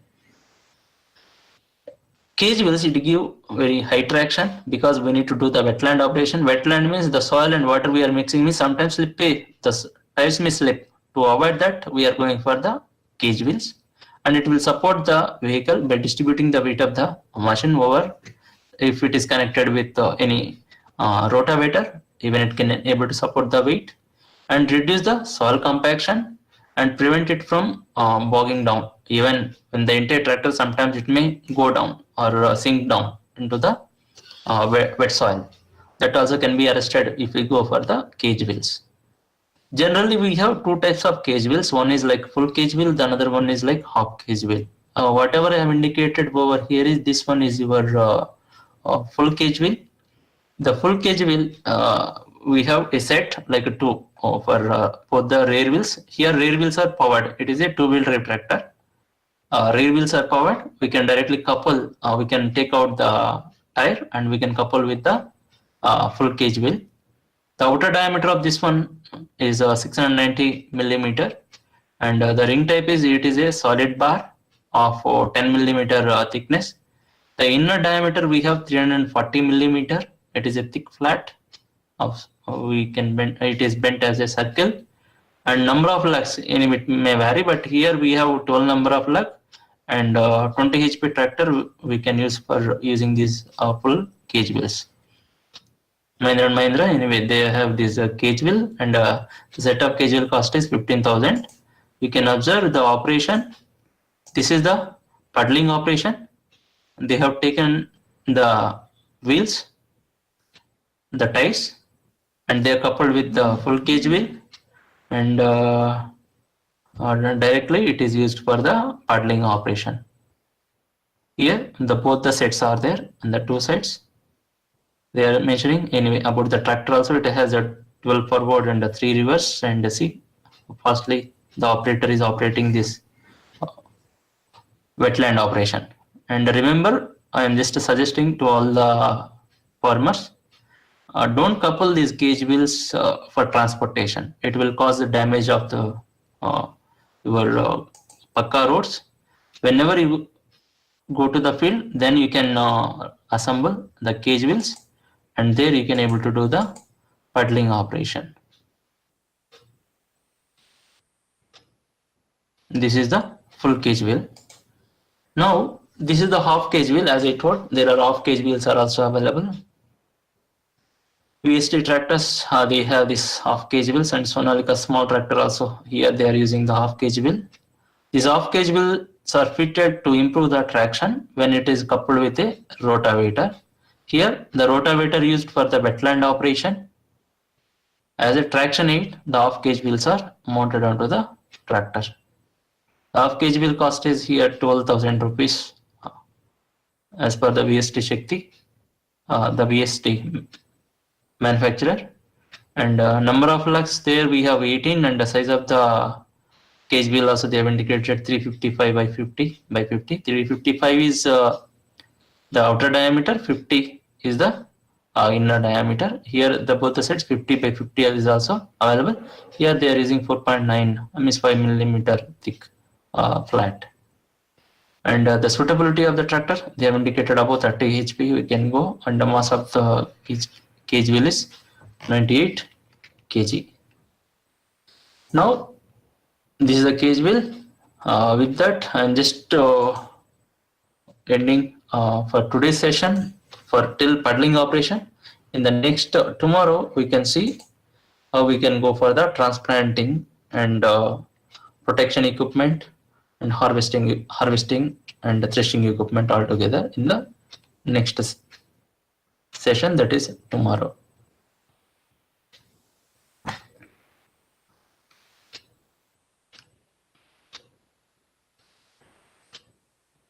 The participants, if they have any query, they can interact with me now.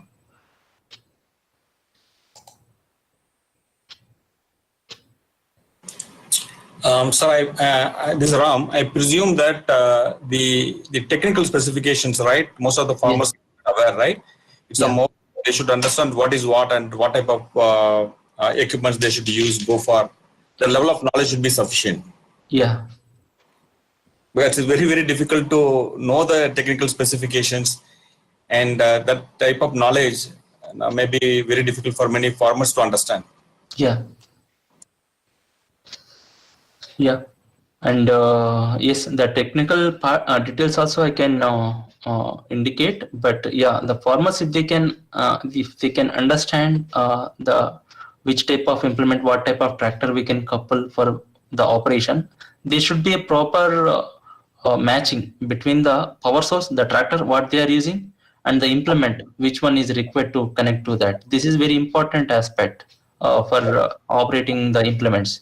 If this proper combination is not there, then what will happen is that during field operations, more amount of fuel they are wasting if the tractor size is very big and implement size is very small.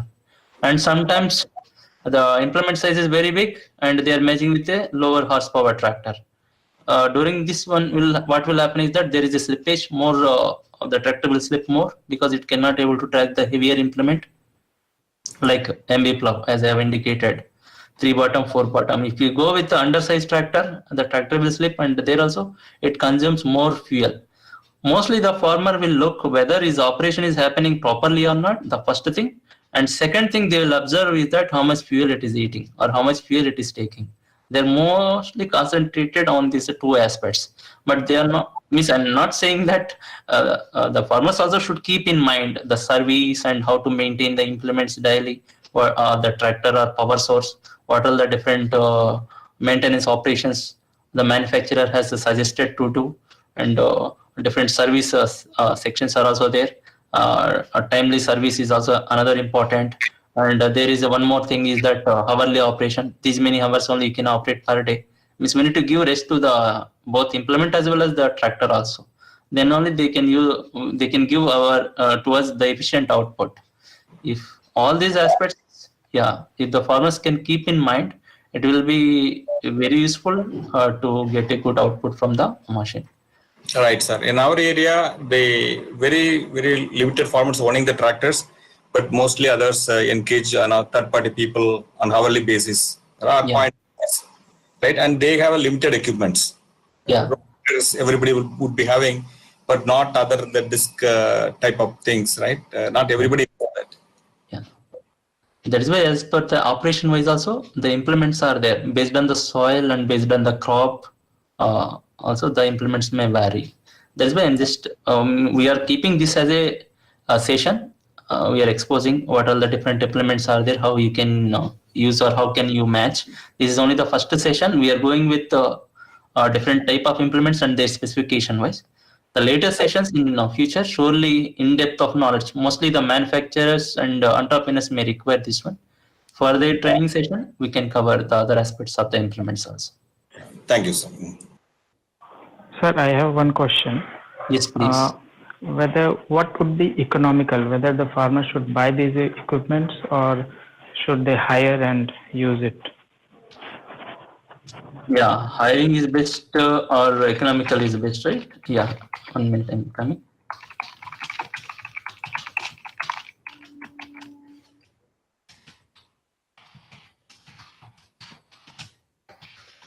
Yeah, if I come to this question, which is best, whether purchasing implement is better by my own or as a group, if I go with purchasing the implement, which one is better? That is what is your question, right? Yes, sir. Yes, sir. Exactly. Yeah. Yes, if you purchase, if you own it, whatever the profit you are getting, you can get that. But at the same time, just check that it is a proper market potential in your domain. That means, for example, I am purchasing rice transplanter. The rice transplanter is for only one particular season. Only whenever the transplanting operation is required, that time only I can use that machine. Yes, right. Yeah. When I'm going with that one, then yes, I have to go with as a group. Suppose I have a sufficient amount to purchase that, I can purchase that one, and I can also see that local to whom I can give it as a hiring basis and all. If that particular potential is there, then yes, you can go for custom hiring things. You can directly hire the machine rather than purchasing. You can use that one and pay the rent. That is a good thing. Yeah. Suppose if you want to purchase by its own, means how frequently you are using that machine. Based on that, you can suppose the tractor. Yes, tractor is the power source, and most of the operations it is used. That's why people are directly owning that tractor as a power source. They are purchasing by their own, right, Abhishek? Yes, sir. And seeing the power requirement of the equipment, it seems that we have to keep a lower power tractor and higher power tractor. So I think two tractors would be to kind of try if we have to keep the fuel efficiency high. Yeah, Probably exactly. we will have to have a lower power tractor and a higher power tractor also. Yeah. So I think if we work in a group like farmers group is there, they can share the equipments. I think it would be better for them to purchase. Otherwise, hiring seems to be a more economic option. Anyway, I'm just taking right, this one on public domain. That's why I cannot recommend that you go with one particular company or one particular range of power. But as a hint, I can give you that yeah, whenever I'm purchasing a tractor, I need to see whether I'm using it efficiently or not.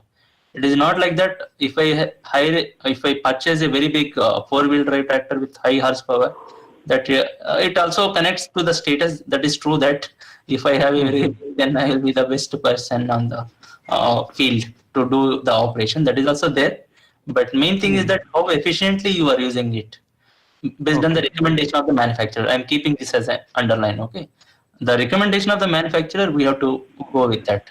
It is not coming from directly from the manufacturer. There are testing is there, even testing certificates are coming to these machines, and they are recommending that yes, if you use these many hours per day, you can effectively use. Otherwise, there is a damage to the implement or the equipment or machine. All these recommendations are coming from the test centers. Means they are already recommending you go with only these many hours. But the farmers are just getting that one with loan and all, and they are just going with the frequently using and not keeping the aspects into the mind. The suggestion is that you just balance both the things. Yes, it is required as a profit part. At the same time, take care of your machine also. If it runs more or longer duration, then you can get a good output from the machine in terms of profit also. Okay. Okay, so answer one more query I had. What would be the expected life of these equipments? It's approximately Expected life of the equipment. It depends on the different equipment. The life is varying from 1,000 hours to 10,000 hours. That means 1 year to 10 years. In a year, they used to recommend go with 1,000 hours of operation. Okay. So per year, 1,000 sir, hours. Hello? So is it per year 1,000 hours? Yes? Very less, right? No, sir. I just wanted to ask. It is 1 year. How many years we can keep on reusing those equipments? It depends on the different machines and equipment. The manufacturer will recommend you that you just go with like 12,000 or 13,000 hours. You have to come for a service like that. They used to indicate. Okay, sir. Thank you, sir. Yeah. sir, I have a query, sir. Yes. So in most of the demonstrations, only the big tractors you were showing and the attachments were added. Is it possible to add those attachments to mini tractors, sir? Because we have small cuts where the big tractors cannot go. Yeah, that is true. For the small fragmented fields, the big tractors are not effective power source. We have to go for the smaller tractor. That is why now the small tractor market is also rising. Accordingly, the implements are also coming in smaller size for small and medium farm landholders. Okay, for them, yes, all these equipments or implements are also available under the small scale. You can accordingly match and you can use that. Okay, sir. Thank you, sir. And one more thing, sir. When you start a presentation, your opening card was not properly visible, so we are not able to see your contact number, mail, and or can you just post it again, sir? If you Yes, don't I'm mind. posting it here. Thank you. Okay, I'll just put it on a presentation mode, then you can get into it.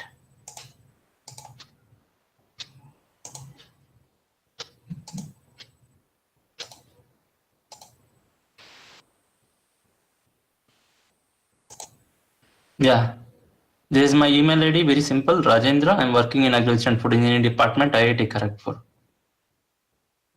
And my landline number is this one, the contact number with the STD code.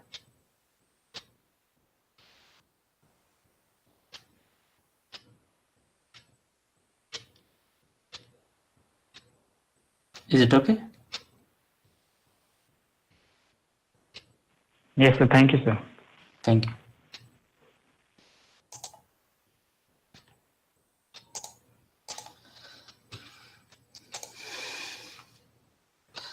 Yeah, Ramesh, yes, all the slides, whatever I presented, it will be there in YouTube live. You can, at any time you can see.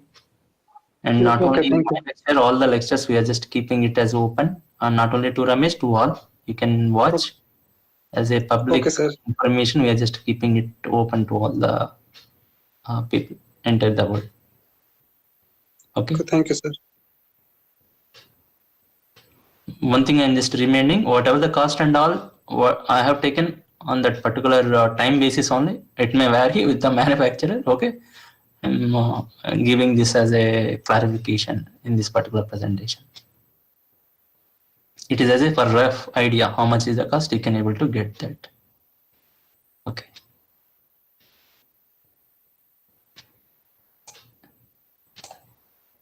Any other query? If you have any specific requirement related to this one, you can indicate, thereby you can also show that one for tomorrow. Anyway, I have my plan to represent what all the other equipments are required. I will just move into the little advanced level, like use of a little robotics also in agriculture.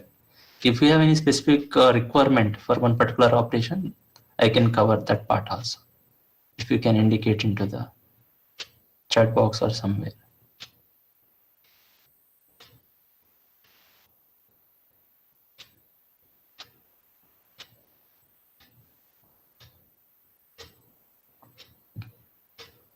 Okay, if you don't have any queries, thank you. And you can also disseminate this information to the farmers of your village or your locality to transfer the information. We are just giving in English. You can also translate into your locality with your local language.